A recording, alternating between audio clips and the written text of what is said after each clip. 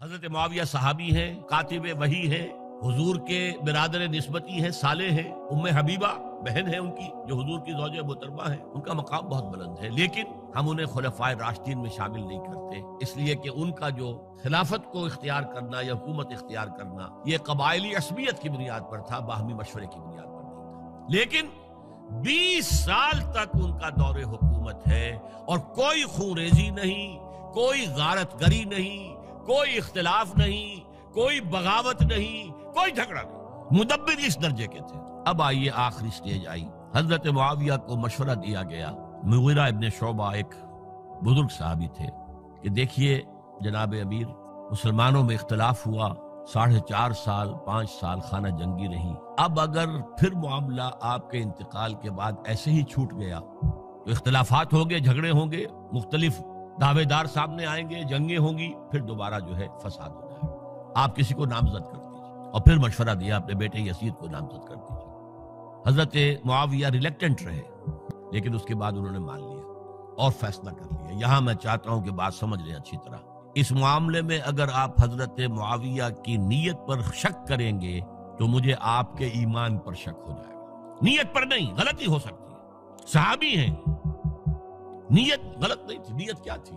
اور میں سمجھتا ہوں 100% درست تھی کہ اب اتنا پانی گزر چکا ہے پل کے نیچے سے وقت کے دریا میں کہ بارے صحابہ سب رخصت ہو چکے، اب اکثریت 9 مسلموں کی ہے،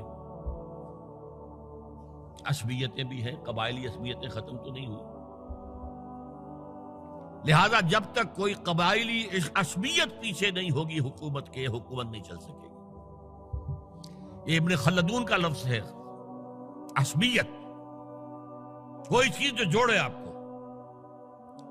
تو دینی عصبیت اب کمزور پڑ گئی ہے، اس لیے کہ حضور نے جن کو تربیت دی تھی وہ اب گئے، اکثر و بیشتر گئے۔ اب اگر ایسے ہی چھوڑ دیا گیا اور کوئی قبائلی عصبیت پشت پر نہ آئی تو پھر خانہ جنگی ہوگی، 5 سال تک ہوئی۔ اس بنا پر انہوں نے اسے صحیح سمجھا۔ آپ اختلاف کر سکتے ہیں، صحابہ کی رائے سے اختلاف ہو سکتا ہے، لیکن آپ ان کی نیت پر شک نہیں کر سکتے۔ بہرحال واقعہ کیا ہے تاریخی اعتبار سے کہ یہ 10ویں سال میں نامزد کر دیا یزید کو اپنے بعد خلیفہ کے لیے، ولی عہد۔ اس وقت تقریباً سب نے بات مان لی سوائے 5 افراد کے۔ وہ 5 افراد بہت اہم تھے، بہت اہم۔ ابو بکر اہم ترین آدمی تھے، ان کے بیٹے عبد الرحمن ابن ابو بکر۔ عمر نمبر 2 تھے، عبداللہ ابن عمر۔ زبیر عبداللہ ابن زبیر۔ عباس عبداللہ ابن عباس، اور حسین ابن علی۔ حضرت حسن کا انتقال ہو گیا تھا۔ اہل تشیع کا کہنا یہ کہ زہر دیا گیا، واللہ اعلم، میں کچھ نہیں کہہ سکتا، میں کوئی تاریخ کا محقق اس معنی میں نہیں، میں موٹی موٹی باتیں جانتا ہوں۔ بہرحال انتقال ہو گیا تھا، 5 آدمیوں نے نہیں مانا، لیکن دیکھیے یہ تھی تدبر کی بات حضرت امیر معاویہ کی۔ کوئی دباؤ نہیں ڈالا، کوئی جبر نہیں کیا، کوئی کسی کو نقصان نہیں پہنچایا کہ نہیں مان رہے تو یہ کر دیں، نہیں۔ دیکھیں گے جب وقت آئے گا۔ جب وقت آیا حضرت معاویہ کے انتقال کے بعد، اب ایک صاحب جا چکے تھے، حضرت عبد الرحمن ابن ابی بکر فوت ہو چکے، اب 4 رہ گئے، 3 عبادلہ، عبداللہ ابن عمر، عبداللہ ابن عباس، عبداللہ ابن زبیر، ایک حسین ابن علی رضی اللہ تعالی عنہم اجمعین۔ جب بیعت ہو گئی یزید کی تو اب ان کے درمیان اختلاف ہوا۔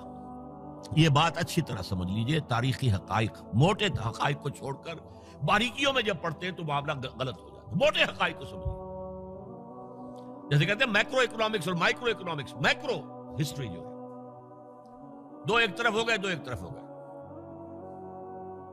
عبداللہ ابن عباس کی رائے ہوئی کہ اگرچہ یہ غلط کام ہوا ہے، یہ قیصر و کسریٰ کی سنت پر عمل ہو رہا ہے، لیکن یہ ایسی بڑی بات نہیں ہے کہ خوریزی شروع کر دی جائے اور امن و امان ختم ہو جائے.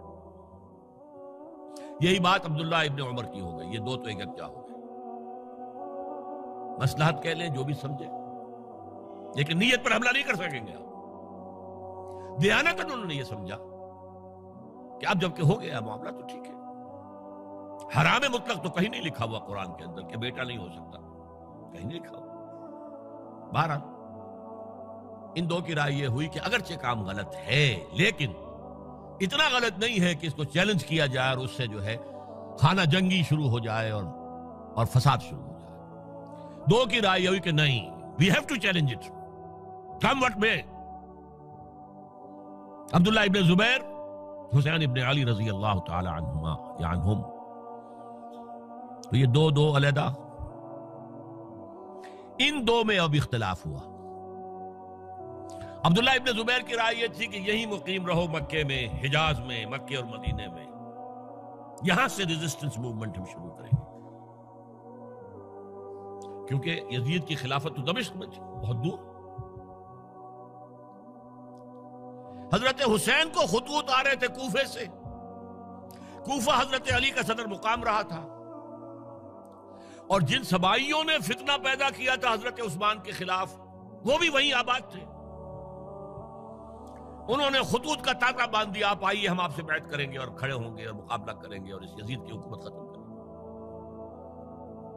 ڈاک کے تھیلے بھرے ہوئے. حضرت حسین نے فیصلہ کیا کوفے جانے کا، بہت روکا. عبداللہ ابن عباس بہت ان سے بزرگ تھے عمر میں، اور ویسے بھی ایک اعتبار سے نانا تھے، ایک اعتبار سے پڑدادا تھے. حضرت عبداللہ ابن عباس حضور کے چچا زاد بھائی تھے، تو نانا ہو گئے کہ نہیں؟ حضور نانا تھے کہ نہیں؟ اور حضور کے چچا تھے حضرت عباس، ان کے بیٹے ہیں. تو اس اعتبار سے حضرت علی رضی اللہ تعالیٰ عنہ کے کیا ہو گئے؟ چچا. بہرحال میں کچھ گڑبڑ کر رہا ہوں اس وقت. وہ دوڑتے جا رہے تھے کہ حسین خدا کے لیے مت جاؤ، خدا کے لیے مت جاؤ، یہ کوفی تمہارا ساتھ نہیں دیں گے. الکوفی لا یوفی، کوفی وفا نہیں کرتا وعدہ. اور خدا کے لیے اگر جانا ہے اپنے گھر والوں کو یہاں چھوڑ دو.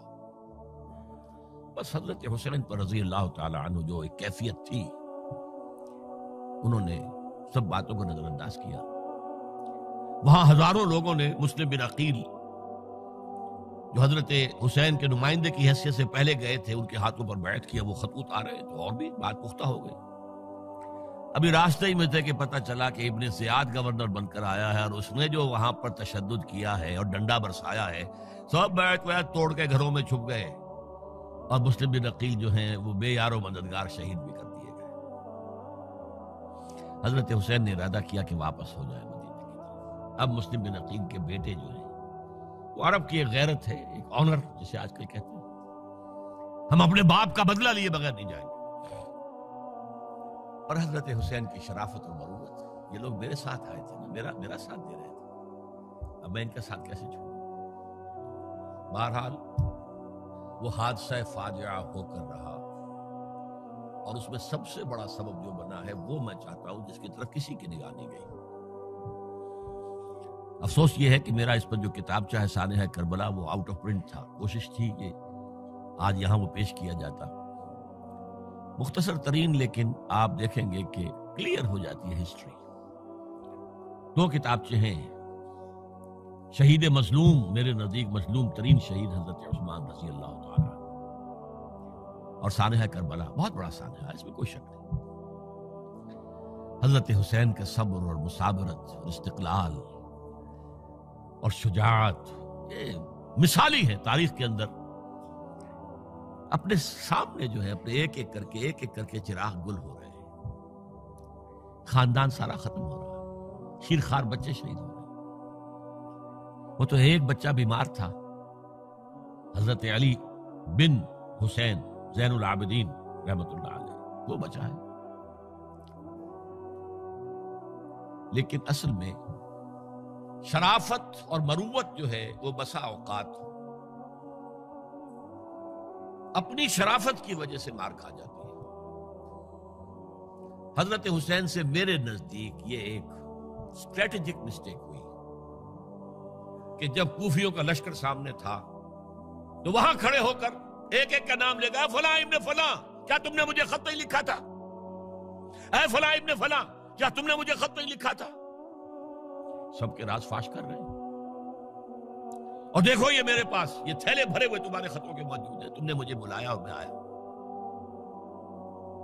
یہ بات تھی جس کی بنا پر اب ان کے لیے کوئی چارہ نہیں تھا کہ انہیں شہید کر دیں، ورنہ تو یہ ہمارا بھانڈا پھوڑ دیں گے جا کر یزید کے پاس، تو ہماری کھالیں کھنچ جائیں گی۔ یہی وجہ ہے کہ حضرت حسین نے 3 آفرز کی، مجھے واپس مدینے جانے دو، نہیں، مجھے یزید کے پاس جانے دو، نہیں، مجھے کہیں اسلامی سرحد پر بھیج دو، میں وہاں پر کافروں سے جنگ کرتے ہوئے زندگی ختم کر لوں گا، نہیں، ہیئر اینڈ ناؤ بیٹھ کرو۔ یہ حضرت حسین کی شرافت، غیرت، حمیت، مروت اس کے خلاف تھا، لہذا انہیں شہید کیا گیا، اور پھر خیموں کو آگ لگائی گئی۔ یہ نوٹ کیجئے کیوں لگائی گئی؟ اگر تو یہ غصے اور انتقام میں اور وینجینس میں ہوتا تو حضرت علی بن حسین زین العابدین کو بھی شہید کرنا چاہیے تھا، نہیں کیا۔